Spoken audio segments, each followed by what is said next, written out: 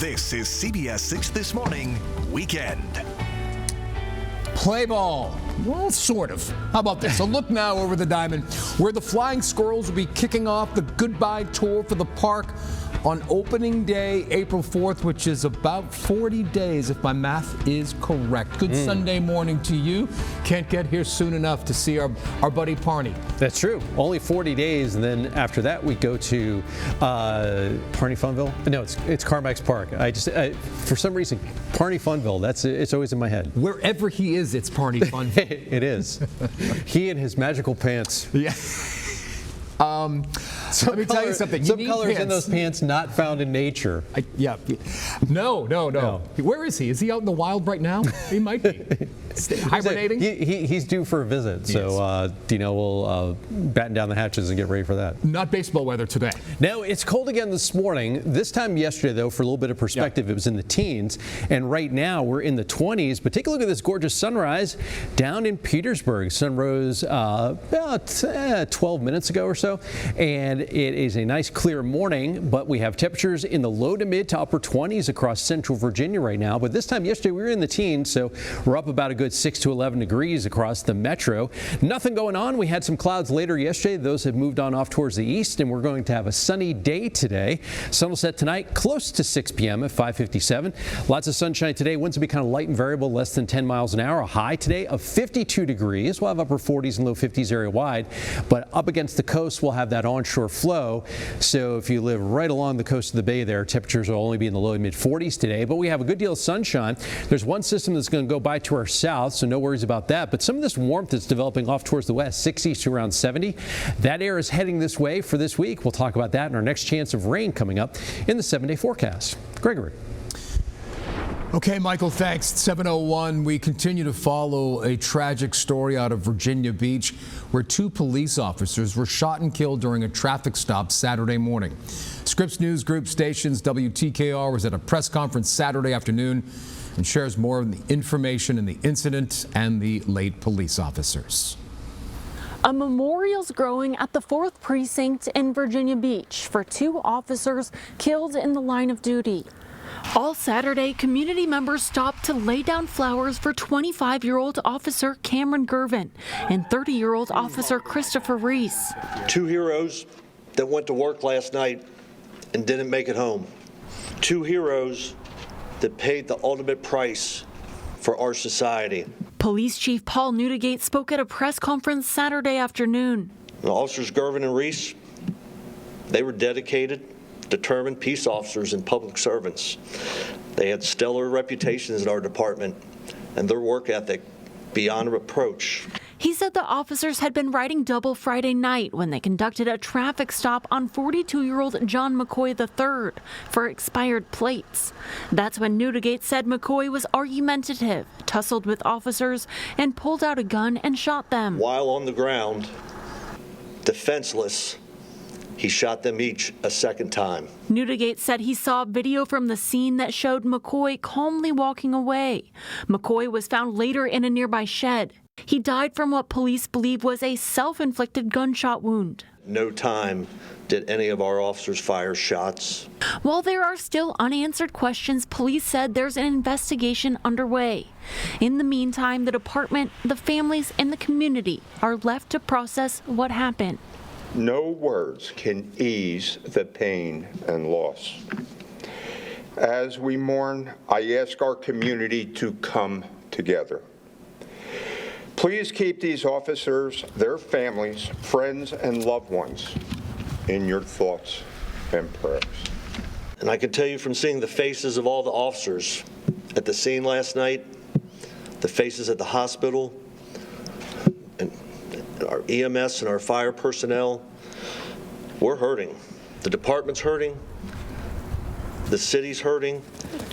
The flags are at half-staff in their honor. In Virginia Beach, Erica Craven, WTKR News 3.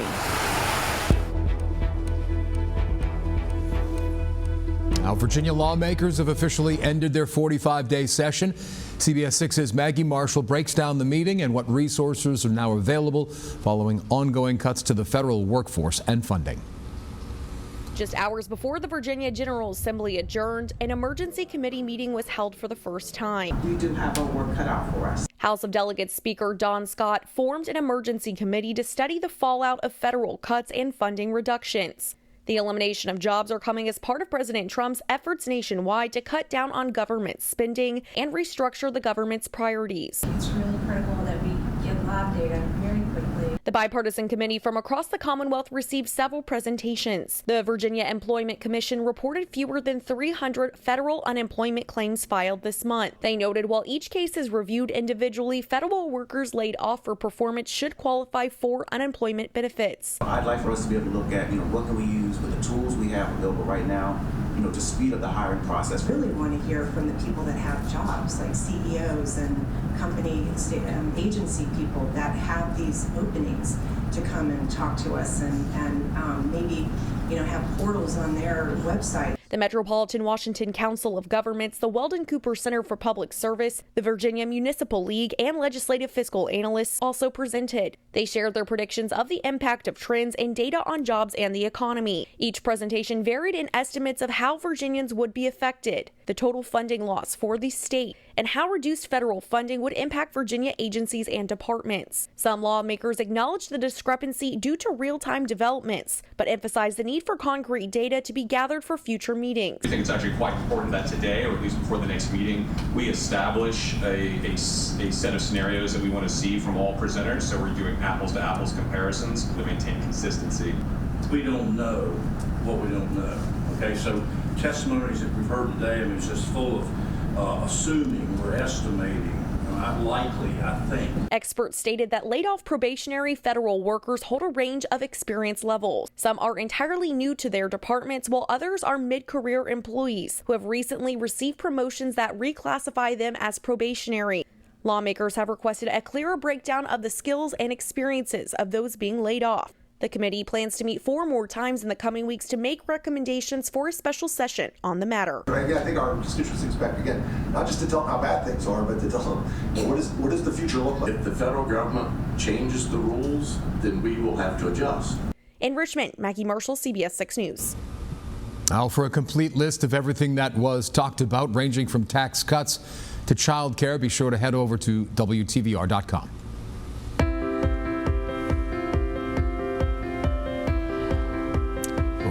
Registration underway now for you to run or walk the Monument Avenue 10K Saturday, April 12th. If you want to tackle the 6.2-mile course, just scan the QR code on the bottom left of your screen to be connected to more information. Registration is $50 right now. Well, you might want to jump on it because that price will increase on March 1st. And Mike, you and I will be out there on the course. Well, we're not running. No, we'll be spectating. We're going to be spectating, cheering everybody on. I remember it was a couple of years ago we were out there and people were running by and Tom Patton would go, "You're almost done." And where our cheer stop is, we're not even a quarter of the way through the race thing. So I was like, Tom, you got to check that math on the app. It was a psychological boost. It was a psychological thing. Well, the sun's up. It's a chilly morning with temps in the 20s. We're going to start warming up a lot more the next couple days. We'll talk about some temps near 70 coming up after the break.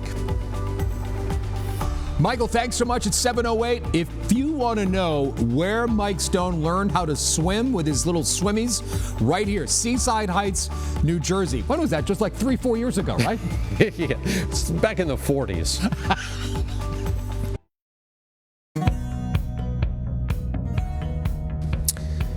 It's 7:10 on your Sunday morning. Yesterday, we had a pet parade, a dog contest, and a silent auction, and that was just a glimpse of what was held in the 24th Annual Pet Expo. Well, hosted by the Henrico Humane Society, the pet family-friendly event included more than 70 vendors from unique collars to fancy toys and treats. Participants were able to find really everything to fit the needs for their animal.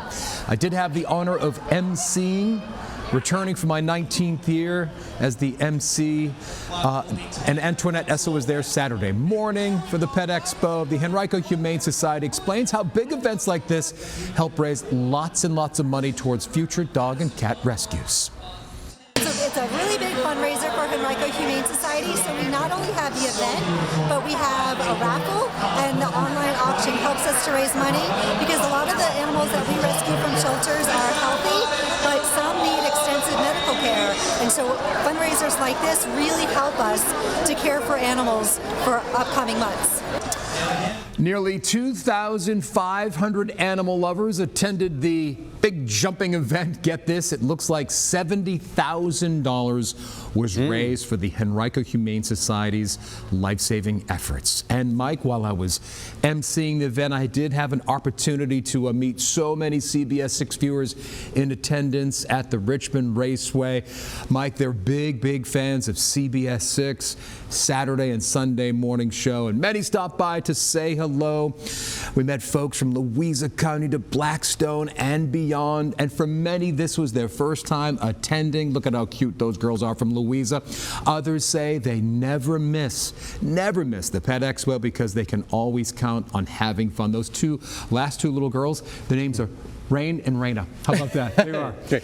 And another beautiful thing, another nugget of information that just came in from the Henrico Humane Society. 5 dogs were adopted yesterday. Oh, fantastic. Yeah, so a good time was had by all. And if you were an observant person and you looked, that one person you posed a picture for, you guys were wearing matching sweaters. It was the exact same color. I loved it. Kind of like a raspberry. Yes. Raspberry beret, the kind you find in a secondhand store, like that kind of thing. I want to show you what's going on outside now. We have a good deal of sunshine. Sun's been up since 6:48, and it's going to be a beautiful day today. Unlike yesterday, we're not going to cloud over later on today. It's currently 27 degrees. There's no wind outside, so no wind chill. In fact, winds will stay pretty light today, less than 10 miles an hour. Have most of the region now in the low to mid to upper 20s, but again, this time we're in the teens, so at least we're getting a little bit warmer. A lot warmer here towards the south and west, some 60s and 70s, and that air is heading this way, and that gradual warming trend is going to continue for the next couple of days. This storm system in the deep south is going to go south of us, so no worries about that. So we're going to have a nice sunny day today, and temperatures will start to warm up a little bit. In fact, this afternoon we'll have high temperatures getting into the upper 40s and low 50s. We'll be cooler though against the coast, and onshore wind will keep our coastal communities there in the low and mid 40s. For this evening, a couple scattered clouds, and those will be with us overnight. Tomorrow morning, another cold morning with temps in the 20s, and then going into the afternoon tomorrow, highs away from the coast about 55 to 60. It will be right around 50 right up against the coast.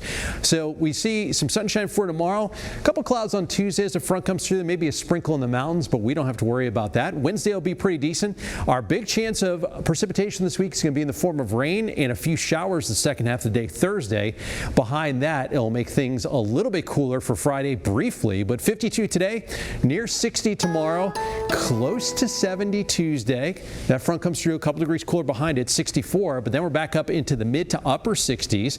Some spots may hit 70 Thursday before that front comes through with the showers, then 56 Friday, but then we're back up into the low 60s on Saturday. Greg. Michael, get those envelopes ready at 7:14. A golden edition coming to the United States Postal Service stamp collection. More on the tribute to Betty White, including when the official launch of her newest Forever stamp is unfolding.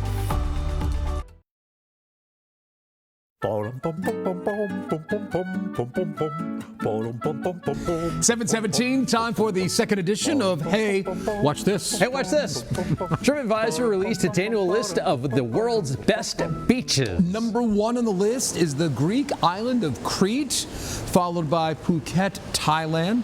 Aruba rounds out the top 3. And if an international location is slightly out of reach, Siesta Key in Florida came in 4th, and it's the only U.S. beach to crack the top 10. But lists like this, you know, they're pretty subjective. Last year's rankings were vastly different. And of course, the best beach is really where your toes are in the sand. And where there's not a lot of people around. Oh my goodness, does that look beautiful or what? It does, it's delicious. Thank you for being a friend. Indeed. Because the U.S. Postal Service will honor the legendary Betty White with a new stamp. New stamp features Ms. White in a purple polka-dotted blouse against a violet-colored background. Her name is printed in white text underneath her portrait, and Forever USA is printed below her name in violet text. The stamp will be a forever stamp and sold in panes of 20. Forever stamps never expire and are equal in value to the price of 1 ounce first-class mail, which is currently valued at 73 cents. White, nicknamed the First Lady of Television and most known as one of the stars stars of the series The Golden Girls appeared in dozens of radio programs, movies, and TV shows throughout her life. The Postal Service will host a special event on March 27th to unveil the new stamp at the Los Angeles Zoo and Botanical Gardens, where White was a trustee, benefactor, and volunteer. I've mentioned this before. A good friend of mine, Michael Waldron, who works for Nickelodeon, he used to direct the Nick at Night commercials, and he worked a lot with Betty White. Yeah. He said, as great as you think she was even better.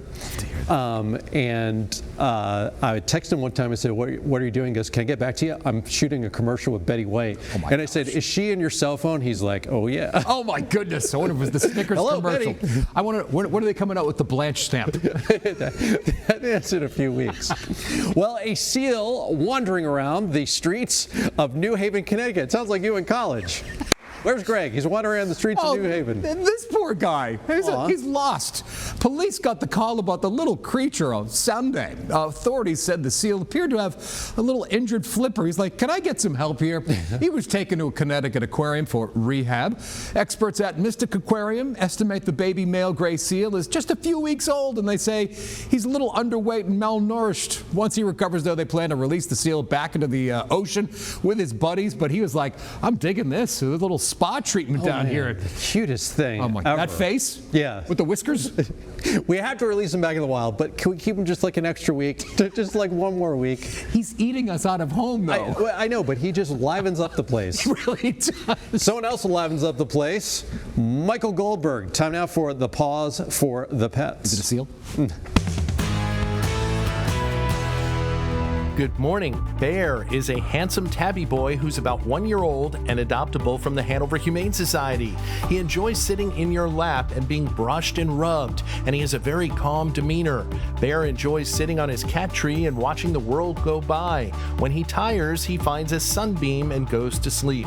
He's a very chill feline companion that takes a little time to warm up to you, but once he does, he's a fast friend. Given his calm, quiet demeanor, he would be intimidated in a home with dogs and children. He'd do well in a home with another calm kitty and could also be happy as an only pet. If you're interested in meeting Bear, please send an email to info@hanoverhumanesociety.org. I'm Mike Goldberg with this morning's Pause for Pets. Hey, Scoldy, we'll see you on the news tonight. Lots of sunshine outside right now, but it's chilly. Unlike the teens from the past couple days, we have temperatures now in the 20s. We're heading up to the upper 40s and low 50s across central Virginia, cooler near the coast. And tonight, another chilly night with lows in the 20s. And we'll have a few clouds around from time to time. Here's the 7-day forecast. Near 60 tomorrow, a little bit closer to 70 Tuesday. Cold front comes through, just takes the temps down a few degrees for Wednesday, a high of 64. Another front Thursday brings us the chance of a couple showers, back down to the 50s Friday. And then we have more 60s for next Saturday. We will take a break and be right back. 7:24, welcome back. Back in November, CBS 6 broke the story of a Prince George County teacher who had been arrested, accused of lying about a frightening attack. Soon after our report, a Chesterfield woman reached out to us with details about a previous encounter between her young son and the same teacher, one that also led to a criminal charge. That mom speaks exclusively to CBS 6 investigative reporter Laura French. You can tell that it's fingerprints. This Chesterfield mom, who says she does not want to be identified in order to protect her child, points to injuries. She grabbed both of his arms with both of her hands. Investigators say her son suffered at the hands of a special needs teacher. He was not coming off the playground equipment. She pulled him off, grabbed him with both of her hands on both of his arms, and yanked him off the playground. And that's how the marks got there. Heartbreaking. This is her here? Okay. CBS 6 has exclusively obtained this police body-worn camera showing surveillance footage of the October 20th, 2021 incident outside the then 3-year-old's elementary school. This is him. Okay. So she tells him to line up.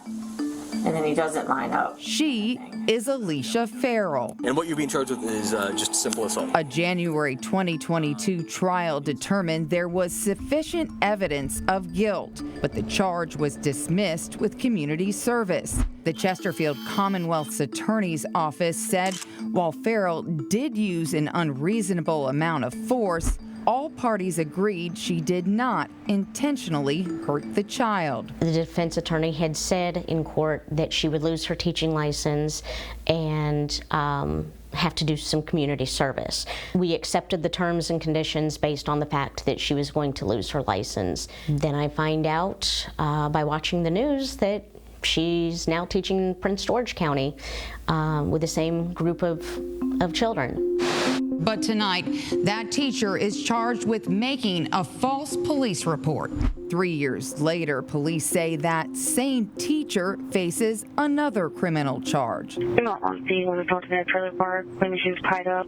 The patient's going to be deaf and covered in blood. After Prince George investigators say she covered herself in Halloween blood and falsely claimed she'd been kidnapped and sexually assaulted. I don't know, obviously, what caused her to be so rough with my son. I don't know what caused her to make up all these horrible lies about herself. I don't know, but I know she needs help. I know she does not need to be teaching with children. Those are the two things that I can say for a fact that needs to be done. Under the Freedom of Information Act, CBS 6 requested communications from the Virginia Department of Education, which confirms that the family contacted the Office of Professional Practices on November 13th, at which time they started investigating Farrell's 2021 assault case. The Virginia Department of Education declined our request for an on-camera interview, but did confirm for us that Chesterfield County Public Schools did not notify them of Farrell's 2021 arrest. Now, VDOE says that districts are not obligated to do so until there is a conviction, but said that most divisions do. The way I look at it is Chesterfield County Public Schools should have notified the Virginia Department of Education that this teacher had an assault and battery charge against a young child. There was evidence, she admitted to it, there was court, there was findings, and at that point the Virginia Department of Education should have done what they need to do to remove her license. We reached out to Farrell's former defense attorney, who confirmed saying her client would lose her teaching license in her 2022 trial, but she explained she meant only if she was convicted. CBS 6 confirmed that no deal was ever made concerning Farrell's license during trial. We reached out to CCPS and have not heard back. The VDOE says Farrell's license is on hold. Meanwhile, a source says she was not terminated from PGCPS. Rather, she was allowed to quit. She's due back in court on the 24th. In the studio, Laura French, CBS 6 News. This is CBS 6 This Morning Weekend. Well, a scary scene in Chester Friday when a toddler wanders away from daycare into a busy intersection. We'll meet the mom who found the child in the road and got him to safety. Plus, in about 20 minutes' time, I introduce you to a couple from Warsaw who have a new outlook on their uncle and hidden American history thanks to some well-preserved family heirlooms. Welcome back, 7:31 on this Sunday morning. Mike, we love all of our viewers. Sure. And they're dedicated. And I've just got to say, just a little behind the scenes. Okay. One of our dear viewers, Betty Schultz. Oh, yes. Betty Schultz reached out to me. She's watching out for me. My coat and collar haven't been, they've been acting up today. Yeah, she just said, Betty just said, hey, fix your coat, fix your collar. And thank you so much, Betty. I really appreciate it. You're just watching out for me. We're not joking. Like, over the past hour and a half, we have fixed this coat like 12 times. There must be something about that collar, shirt, and jacket combination. I have been working out. Okay. We'll go with that. We have to get his suit specially altered so that the shirt collar doesn't pop out. I've been working on food. Yeah, that's a thing. Yeah, me. I'm working on fitness. Fitness, the whole pizza in my mouth. Want to show you what's happening this morning. We have a gorgeous sunrise. It's going to be a beautiful day today. Yesterday was pretty good. Kind of clouded up late in the day. And yesterday we hit a high of 44. I think today most spots will be around, if not a little bit above, 50 degrees. It's chilly though this morning. We have temps in the 20s across a lot of central Virginia, low to mid to upper 20s. But this time yesterday we were in the teens to around 20 degrees. So we're up a good handful of degrees, if not 10 or more, in some locations. Going to see a lot of sun today. We won't cloud over late today like we did yesterday. And we'll have high temperatures across central Virginia, upper 40s and low 50s. It will be a little bit cooler though right up against the coast. We'll have some low and mid 40s there. And although we're kind of starting off kind of chilly this morning, this cold air is going to get flushed out of here. And we're going to see a nice warm up over the next few days. In fact, we have a couple days where a few of us make it close to 70 degrees and no snowstorms. We'll talk about that in the full 7-day forecast in just a little bit. Greg. Mike, what are you going to do with yourself? No snowstorms. All right, it's 7:33 right now. Here is Kristen with today's traffic.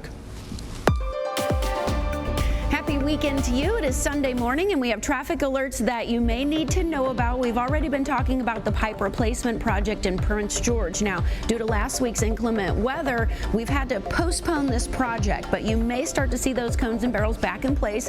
Hopefully VDOT will be giving us a new date on when they will resume road work and the replacement project. This is a portion of Johns Road that will be closed between Route 301 and Rowante Road. And once everything is put in place and the project is expected to resume, we will start to see cones and barrels out there. Also, a detour will be set up. You may have seen this improvements project. It's roadway reconstruction along Route 1 in both directions at the intersection Hopkins Road, Ingram Avenue, and Harwood Road. Route 1 is reduced to 2 travel lanes, whereas Hopkins Road and Harwood Road are reduced to 1 travel lane. You're still able to get through the area. The entire improvements project lasting until 2026. I'm Kristen Lewis, CBS 6 Traffic. A Chesterfield mom hailed a hero after rescuing a toddler who is in traffic near a busy intersection Friday morning in Chester. John Burkett has the story. I stopped at the intersection of West 100 and I see kids standing at the bus stop and they're like gazing behind me. So I look in my rearview mirror and I see a toddler in the middle of the intersection. Latoya Parham's heart raced as she put her car in park and jumped out to get the young boy. And he has a toy in his hand and he's just walking in between cars kind of, and my heart dropped. Chesterfield police are called and through their investigation determined the child came from a nearby daycare called the Fortress of God Child Care at the intersection of West 100 and Harrogate Roads. The oncoming traffic had stopped at a light, but they just started to move and they couldn't see him. He was so tiny, they couldn't see him, but once they saw me, they were able to stop. The wandering boy found with no code. Police believe he'd only been outside a few minutes. Parham believes fate and her faith is why this boy's journey came to the best conclusion possible. I do. I think God put me in that place. Think about it. A normal day, you wouldn't have been there. I would not. You would have been 2 hours late. Exactly. I would not have been there had it not been for the snow and the 2-hour delay. My kids probably would have been off at school, and I was actually running a little behind, so I had to drop my son off. And I'm like, I just thank God, like I was there. That was John Burkett reporting. Police say their investigation is ongoing. Now, CBS 6 investigative reporter Melissa Hippolyte tried speaking with the administrator at the daycare, but she was asked to leave. The SS United States is making its way to Mobile, Alabama, to be turned into the world's largest artificial reef. And while the ship is being laid to rest in Alabama, the ocean liner was made here in Virginia at Newport News Shipbuilding. Take a look. The SS United States, a glorious ship, was the world's fastest ocean liner in her day. And back in the early 50s, it was the largest ocean liner to ever be built in the United States. While she carried passengers from America to Europe, in her latter years, she was sent on cruises to the Caribbean until she was deemed out of service in the late 1960s. Well, the USS United States then hopped around until landing in Philadelphia in 1996. She left that port on her trip to Alabama the other day, where she will be deconstructed into a reef. Between the option of either scrapping the ship and her being gone completely, or being turned into an artificial reef for others to continue to enjoy beneath the waves instead of on top of the waves, is certainly the better outcome, in my opinion. Virginia Beach native Stanton DeWald is with the USS United States Conservancy. He says while they hope to bring the ship back to life one day, he's still happy that it will be used in a way that benefits the seas. With spring now just a month away, you may be thinking about vacations. Travel experts say we're actually nearing the prime booking window for summer getaways. Scripps News Group consumer reporter John Matarese shares a timely to-do list so you don't waste your money. Don't want to blow your entire travel budget this summer? Well, with airfares and hotel rates high, one of the best ways to save is to book sooner rather than later. Tia Barnes just booked her summer flight. You book your flight like way ahead in winter and then plan on traveling in the summer, yeah, it might be a little bit cheaper. Travel agents agree. I've got a whole stack of invoices to get out. Here at First Discount Travel, owner Jerry Katz says demand will only grow as summer approaches. Post-pandemic, it's just been a straight curve up. To save, Katz suggests off-season travel, such as Mexico in the summer or a cruise in the fall. And look for destinations served by discount airlines. He says those lower fares drive down the cost of all flights to that area. A lot of your low-cost carriers have started to go into the Caribbean. NerdWallet travel expert Sally French suggests booking domestic travel at least 1 to 3 months in advance, and not just flights. A lot of people budget their entire trip around just airfare, and often that's not what the trip is about. French says keep in mind the price and availability of hotel rooms and rental cars. You might find an amazing airfare alert and you get this amazing $400 international flight, but then suddenly you find that the rental cars are super expensive, there aren't hotels in that area. She says opt for flexible booking policies that allow you to cancel and rebook if you see the price drop later. Lastly, if you can wait until late August, Kat says you'll find much lower prices. Always a less expensive time to travel, especially as everyone's going back to school. With flights filling up, traveler Gina Egan says she's not waiting. I usually book at least 2 to 3 months early, even longer sometimes. That way you don't waste your money. John Matarese, Scripps News Group. All right, 7:40 right now. Uh-oh. Hello. Here we are. Whew, thank goodness. I thought we didn't pay our bills. There's a live shot of the North Pole right there. Mike, we have been working together for almost 14 years now. Yeah. When are we going on vacation together? I'll get back to you on that. Okay. I don't think it's going to be soon. Well, we've had a nice little warm-up this week. You know, last Sunday it was 65. Then we had the snow and cold weather on Wednesday. It's been upward climb since then, and we're heading up close to 70 this week. We'll chat about that coming up next, and we're not going on vacation together. So you're saying there's a chance, Mike. Saying there's a chance. Hey, how about we go to Amsterdam? Well, if you pay, sure.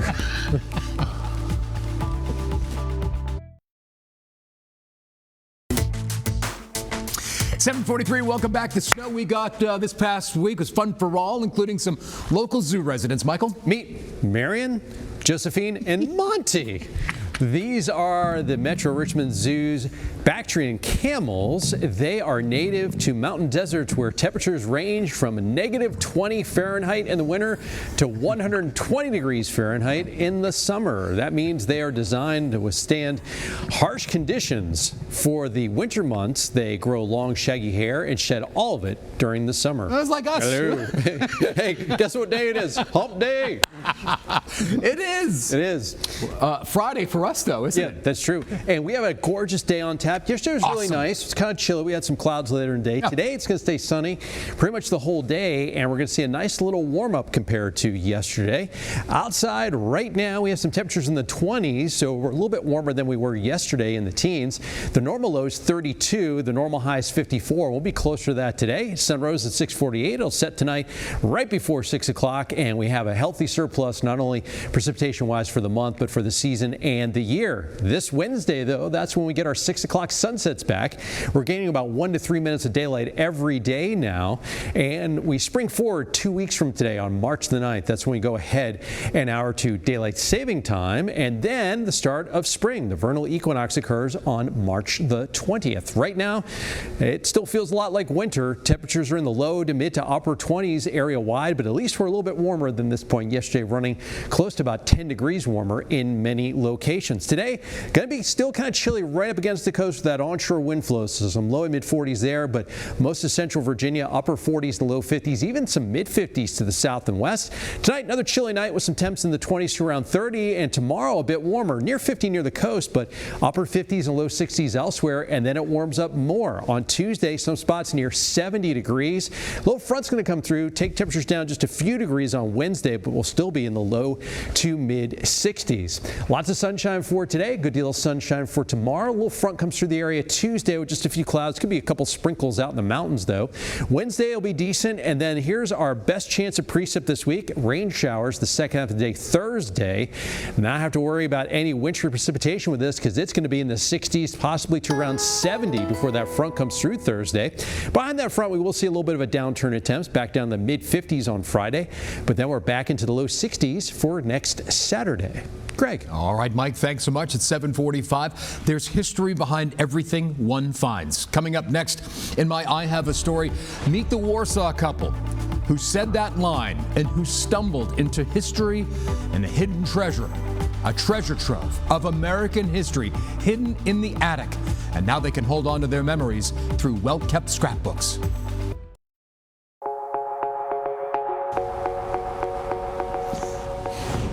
A couple in Warsaw discovers something that leaves them speechless and stunned. In my latest I Have a Story, photographer Curtis Akers and I want to introduce you to the husband and wife who are learning about a long-lost uncle and a little-known chapter of American history, thanks to their curiosity and some well-preserved scrapbooks. Well, we didn't know what it was. If you need proof that a buried treasure goes beyond gold coins and rare jewels, and it's a very unique scrapbook, you can tell. Take a gander at Richard and Susan Golden's dining room table. And I think there was a reason why the two of us discovered these things.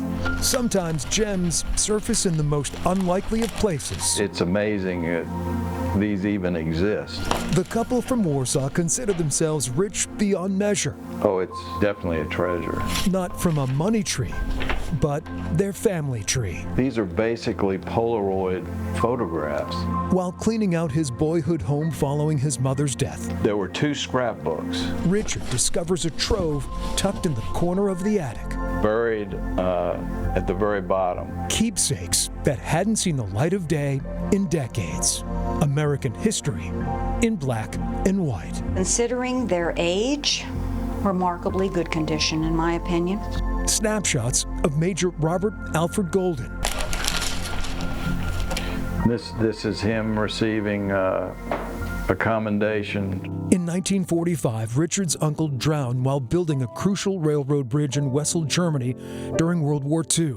My uncle's passing was something that my dad just didn't discuss with us. The 33-year-old fades from memory. Because it hit him so hard, he was very close to his brother. The albums captured not just Richard's long-lost relative, but a little-known chapter. But we knew nothing about how this tied in with my Uncle Fred. Sitting in the shadows. They didn't get the accolades that they deserved. The 388th Engineering Regiment, made up of African Americans, helped build a 1,300-mile-long highway right through Alaska and Canada in 1942. Pretty rugged conditions that they were going through. A paved road that proved crucial in the country's war effort. Anyone who served in the Army has made a sacrifice. Major Golden served as an officer in the segregated unit before transferring to Europe. Well, the date is 1945. The Goldens knew their discovery was exceptional. And I said, gracious goodness, we need to preserve this. Enter Sylvia Marshall. The archivist at the Virginia War Memorial was left speechless when Richard and Susan lent her the scrapbooks. Just to be able to hold the history, so 2 little-known pieces of American history during World War II, and to understand exactly the scale and the importance of it was quite amazing and honoring for me. Sylvia spent nearly a year scanning and cataloging each picture and page. And with it being digitized, you can really get in here and see the details, not only the soldiers that were part of the process, but the construction of the bridge. The snapshots detail the sacrifices made by the soldiers and their officer while enduring harsh conditions, a wilderness, a world away from civilization. Living in log cabins and dealing with nature. In the scrapbook, we see photographs of moose. We're recognizing a legacy of service. We're recognizing, a long history of American ingenuity with both of these constructions. The images also offer a rare glimpse into the lives of indigenous people in the upper Northwest. And this one is one of my favorites here. Sylvia believes preserving these one-of-a-kind scrapbooks adds to America's tapestry. This information isn't just limited to Mr. and Mrs. Golden. It's not just limited to me or the memorial. It's now statewide. It's now nationwide. Sylvia was a godsend. She really was. She did what needed to be done and showed the reverence and respect that needed to be shown. Richard and Susan breathe easier knowing the place where Uncle Fred is memorialized will also protect his and the 388th's legacy. I was hopeful that they would tell us a lot about my uncle, the things that we didn't know. Recently, the Goldens would retrace the Major's final steps. If walls could talk, if this bridge, if this land could talk, what stories it could tell. From the site of his death and where the bridge named in his honor once stood, it was a very humbling experience. To his eternal resting place at Netherlands American Cemetery. Tears are going to come to my eyes. Margrime Cemetery is absolutely beautiful. It's breathtaking. It's the least we could do. The Goldens are grateful the scrapbooks weren't thrown in a dumpster or left behind. There's a lot of history there, and if we don't preserve the legacy, the story's going to die. There's just such a wealth that needs to be passed on to another generation. For I Have a Story. There's history behind everything that one finds. I'm Greg McQuaid, CBS 6 News. You will find Major Golden's name engraved in glass at the Virginia War Memorial under Caroline County. We'll be right back. 7:56 right now. The VCU Rams took down George Mason and the Patriots 70-54 at the Siegel Center on Saturday evening. The loss broke an 11-game win streak for the A10 #1 seed Patriots. The Rams were down 29-27 with just 18 minutes left to play in the second half in front of a sold-out crowd. Then the switch flipped in a dramatic fashion as VCU used a knockout blow of a 15-0 run over a 4-minute stretch to take a 42-29 lead. The Rams held the Patriots at the bay the rest of the way to claim a 70-54 victory and overtake their interstate foes from Fairfax for first place atop the conference. Mike, I have to say, Mike, you are like a Renaissance man. Not only do you do the weather, but you can also read sports. Well, our producer Caitlin wrote me a good script. I just read what's presented there. I'm Ron Burgundy. 52 today with sunshine, close to 60 tomorrow, a little bit closer to 70 Tuesday, and our only chance of precip this week will be some rain on Thursday. No snowstorms this week, none. Sports, weather. Are you going to be doing news? Do I even need to come in next weekend? I'm modeling Earl's Big and Tall Tent Store. Thanks so much for joining us. Have a great week. We'll see you next Saturday. Bye. Perhaps.